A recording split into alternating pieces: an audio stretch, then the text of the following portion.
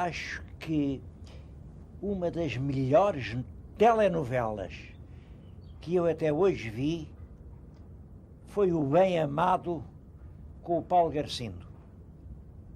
E lembra-me o Bem Amado por uma razão, uma razão um pouco estranha. É que se eu quisesse arranjar para o lugar onde agora estou o nome certo, era o Mal Amado. O Mal Amado não é uma figura pública, não é um ator.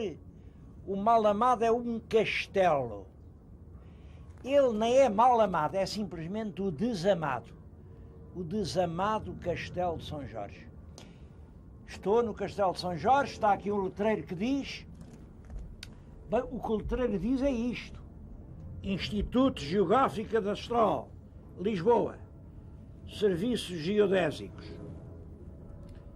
Uma alma caridosa acrescentou: o Batman esteve aqui. Esteve aqui o Batman, o homem morcego. Era uma coisa que eu não sabia, fiquei a saber. Quem cá tinha estado, e isso eu ouvi dizer, foi o Ulisses. Vou-lhes falar do Ulisses. E o Ulisses tem uma coisa de comum com o Batman. É que também nunca existiu, senão na imaginação de quem o inventou. Sabem que era um daqueles grandes heróis, andou lá na guerra de Troia. Até há quem diga que foi ele que teve a ideia do cavalo. O cavalo de Troia, parece que foi a ideia dele. Bom, tudo isso não vou agora contar.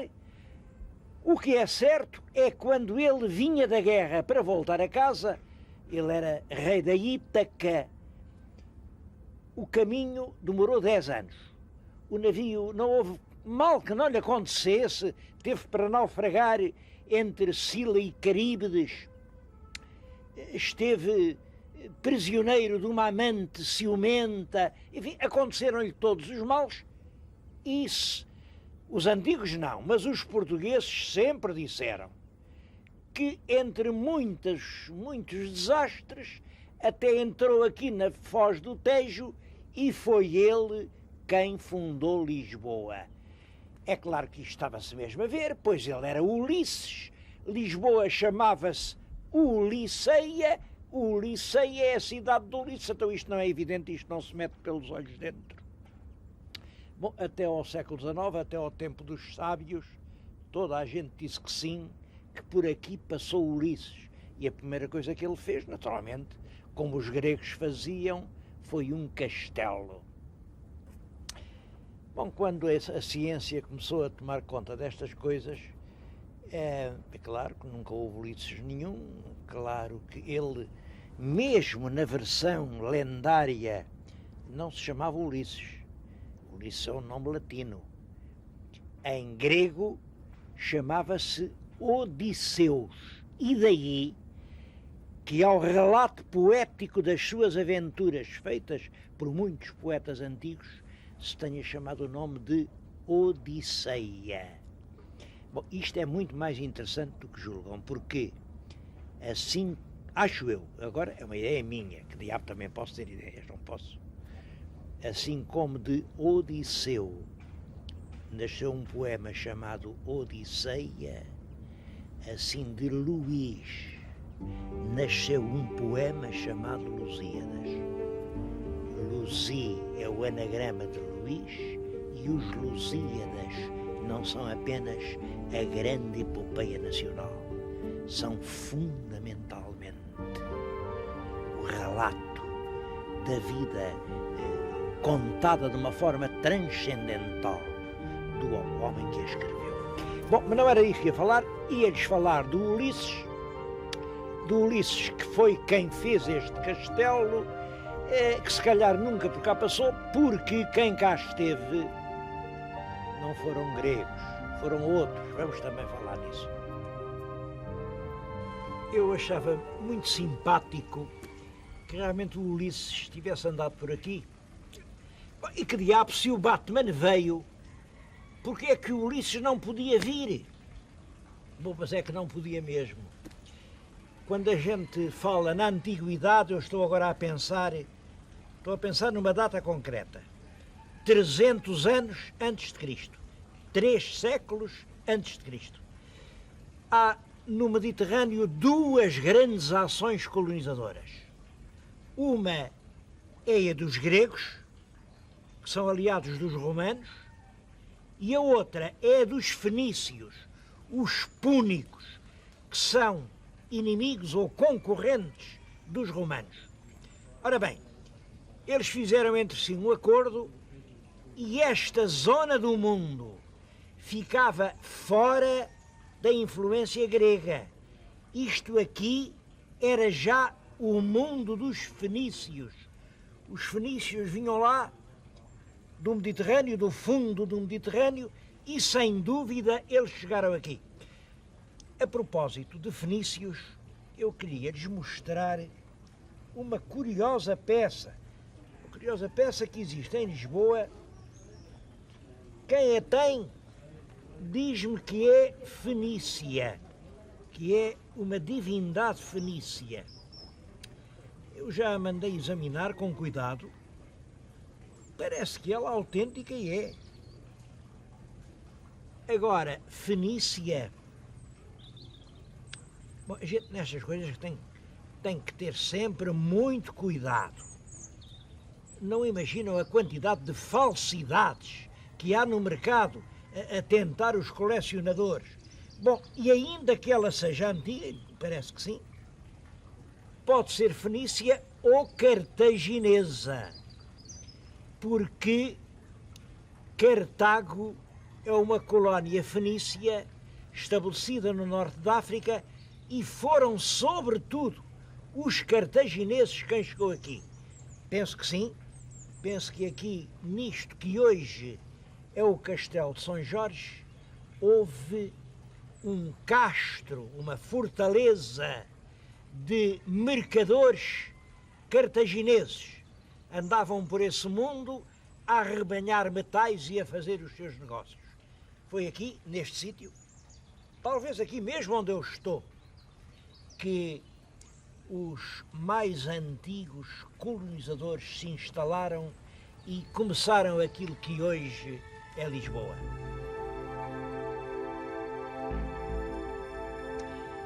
Depois de ser uma feitoria fenícia, foi uma cidade romana. Não há dúvida nenhuma de que Lisboa foi uma importante cidade romana. Aliás, foram os romanos que lhe deram o nome, porque de Ulicipo veio depois Ulicipona, e é deste Licipona que veio a dar o nosso Lisboa. Era um município, sabe-se que esta gente fazia muito bons negócios. Eu penso que isso tinha a ver com 2 coisas. Por um lado, era a exportação dos ricos produtos agrícolas da região de Santarém. Saía aqui tudo pela Barra do Tejo. E por outro lado, era o peixe. Há por aí à volta mesmo, perto aqui do castelo, há setárias, onde eles faziam a tal magnífica pasta de peixe que ia para Roma. E sem dúvida aqui na colina do castelo eram os lugares nobres da cidade romana. Bom, mas de tudo isso hoje não resta pedra sobre pedra. Nem sequer há um museuzito para nos lembrar como isso foi. Não há e devia haver. Eu vou-lhes agora falar da Lisboa cristã, da Lisboa conquistada em 1147.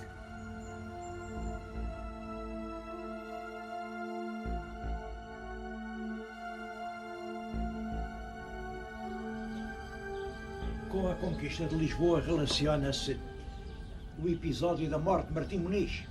Como sabem, há uma lenda segundo a qual ele morreu entalado nestas portas. Agora já não é portas, porque elas eram 2, mas levaram uma, acho que foi para mais ninguém se entalar. A lenda é esta, diz que quando estavam a atacar Lisboa, aqui nesta porta, Martim Muniz, que era um valente fidalgo, meteu o ombro, ficou entalado, aguentou firme e apesar de estar acutilado, trespassado pelas lanças dos agarenos, deixou-se matar ali, mas com o próprio cadáver fez calço, as portas não fecharam, e foi assim que os cristãos entraram e Lisboa foi conquistada. Bom, esta história é muito conhecida, e está contada além. Aquela lápide que vê na porta tem uma cabeça em cima. A cabeça é curiosa. E o que é que se diz? Aquela cabeça foi mandada fazer pelo próprio Dom Afonso Henriques. E a lápide foi lá mandada pôr por um homem que diz que é 14º neto. Imaginem, 14º neto, por varonia, do Martim Muniz, e recorda ao feito. Bom, isto tem sido muito discutido. Claro, veio Alexandre Herculano e mostrou o completo disparate que tudo isso é. Pois é evidente que nós conhecemos muito bem a conquista, como se passaram, houve vários relatos da época, não morreu nenhum Martim Muniz. A única verdade é esta: a esta porta, desde há muito tempo, talvez mesmo desde o século XII, chama-se Porta de Martim Muniz. Bom, mas eu acho que lá na minha terra também, à minha porta, dizem que é a minha porta, e eu não fiquei, nem espero ficar lá entalado. Para uma porta ter o nome de uma pessoa, há muitas razões. É porque a pessoa vive ali, porque a pessoa passa por ali, porque a pessoa está incumbida a defender aquela porta. Tudo isso pode ter acontecido. Mas, reparem, depois há um outro facto, é que o nobiliário do Conde Dom Pedro, que é do século XIV, tem uma frase que dá a entender que Martim Muniz pode ter morrido aqui. Mas isso já é a verdade a transformar-se em lenda. Aqui é a certidão de um fidalgo, de um ilustre fidalgo, porque quem pôs aquilo ali é o segundo conde do Castelo Melhor, um homem eminente sob todos os aspectos, mas não resistiu à tentação vaidosa de anunciar ali o sacrifício heroico do seu 14º avô.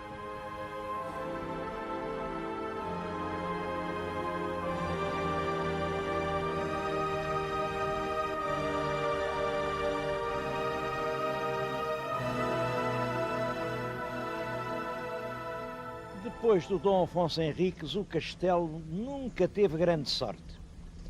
O Dom Afonso Henriques preferia estar lá em Coimbra, era a cidade predileta. Depois o filho dele, Dom Sancho I, a mesma coisa, é também um rei coimbrão. O neto dele, o Dom Afonso II, a mesma coisa. O bisneto Sancho II, também Coimbra. Depois é preciso vir o bolonhês, faz a revolução, e esse sim, apoiado aqui pela gente de Lisboa, esse gostou de Lisboa e viveu aqui no castelo. Também esteve aqui o filho dele, o Dom Dinis. Agora, quando o castelo teve realmente brilho, eu penso mesmo que foi nessa altura que se construiu aquilo a que depois chamaram a Alcáçova Real. É no tempo de Dom João I. Era um belo edifício com arcadas, com duas torres ao lado, pendurado sobre a cidade, muito no tipo do Castelo de Leiria. Essa é a época dos castelos dominando as planícies. Mas também, logo a seguir, veio os tempos maus de Dom Afonso V. O Dom João II nunca deve ter posto aqui os pés, porque andou sempre por Setúbal, ele não gostava de Lisboa. O Dom Manuel, sim.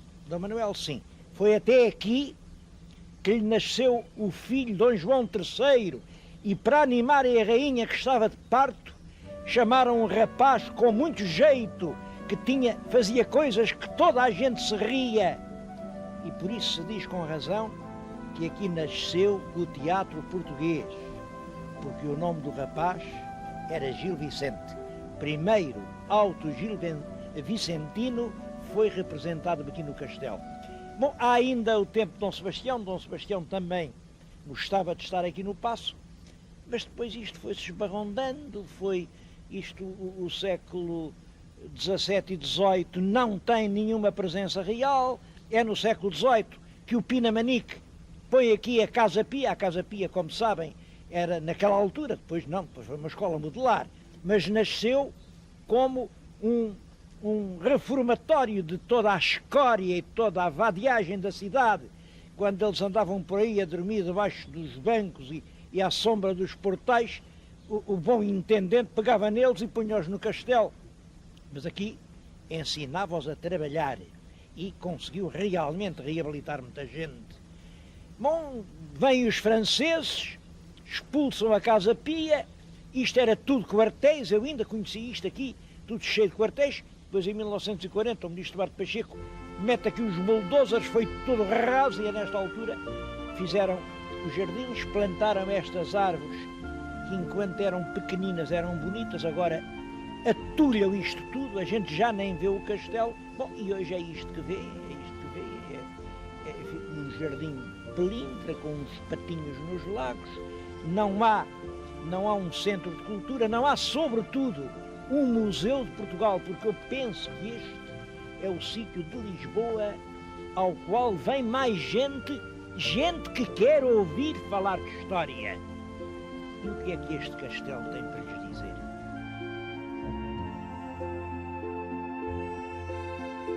Como sabem, o castelo chama-se hoje Castelo de São Jorge, e quem lhe pôs o nome Castelo de São Jorge foi o rei Dom João I.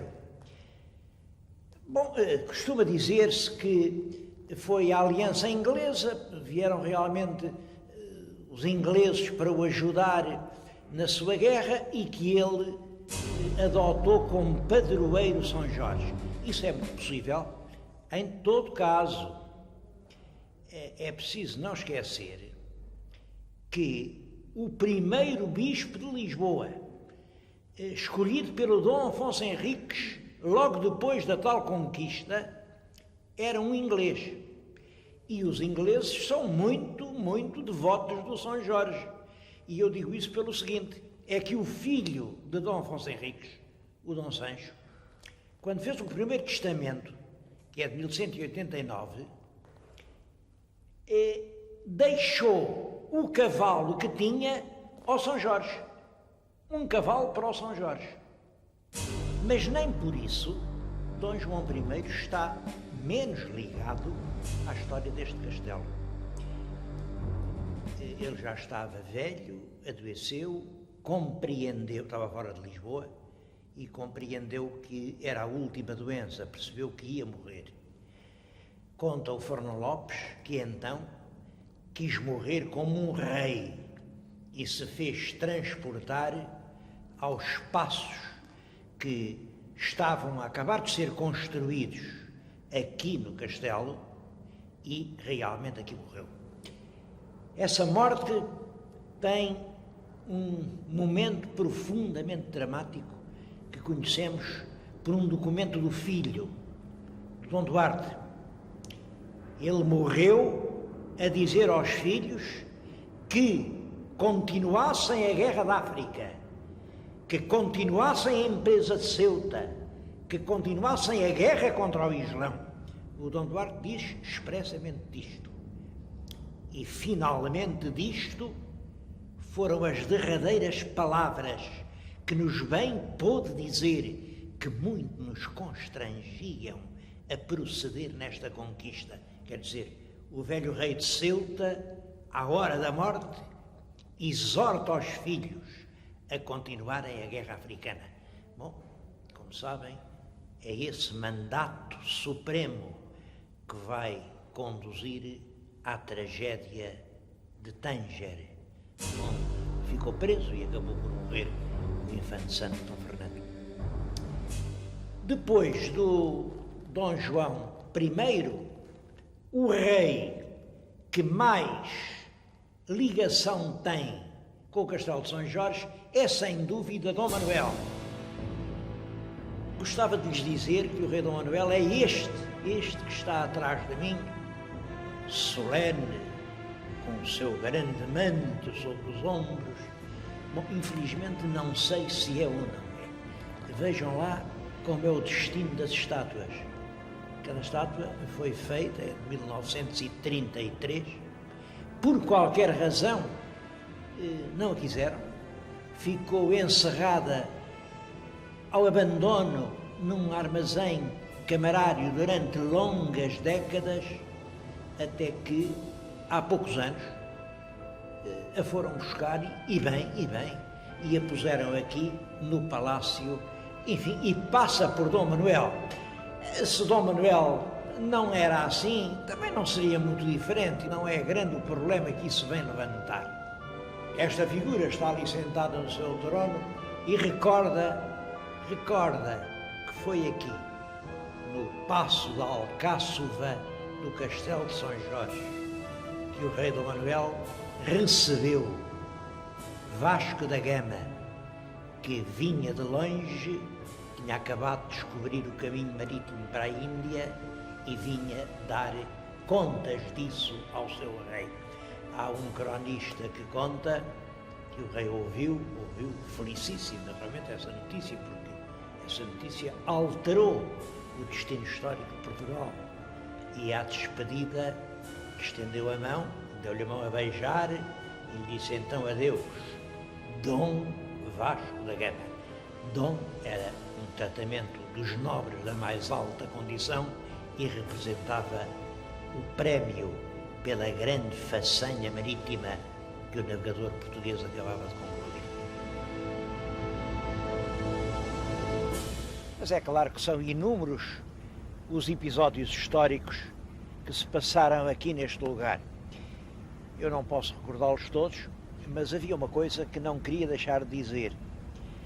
Era numa destas torres, precisamente a que chamavam a Torre Albarrán, que o rei Dom Dinis guardava o seu tesouro, o seu haver. Chamavam-lhe por isso a Torre do Haver. É claro, o haver do rei eram grandes arcas com os rolos de moedas de ouro, mas eram também as listas das propriedades que o rei tinha e das rendas que tinha a receber e das cobranças. Era todo um registro que era o tombo das suas propriedades. Por isso, a Torre do Haver se chamava também a Torre do Tombo. E foi aqui a primeira Torre do Tombo portuguesa. Era lá que se guardavam inúmeros documentos, a essa altura, tudo quanto era muito antigo, tudo quanto era a nossa memória ia para a Torre do Tombo, mas no terremoto de 1755 a torre ruiu e quem valeu foi o então guarda-mor da torre, o grande Manuel da Maia. Já era um homem de muita idade nessa altura, pois apesar disso, com uma decisão extraordinária, ele conseguiu voluntários que o ajudaram a transportar rapidamente os documentos para um barracão que fez aqui mesmo. Depois lá obteve licença para levar, só por uns meses, enquanto se não faziam a Torre do Tombo, para umas dependências do mosteiro de São Bento. É claro que os mesitos fizeram-se anos, os anos, isto foi em 1755, ainda não há meia dúzia de anos, que ela mudou de lá para a verdadeira Torre do Tombo. Isto é para ver quanto tempo demoram as coisas em Portugal. Bom, mas sempre acabam por se realizar. E é melhor tarde que nunca. Eu fico à espera que também aqui, neste castelo, que durante tanto tempo nos serviu de memória, se possa um dia ler a história inteira de Portugal.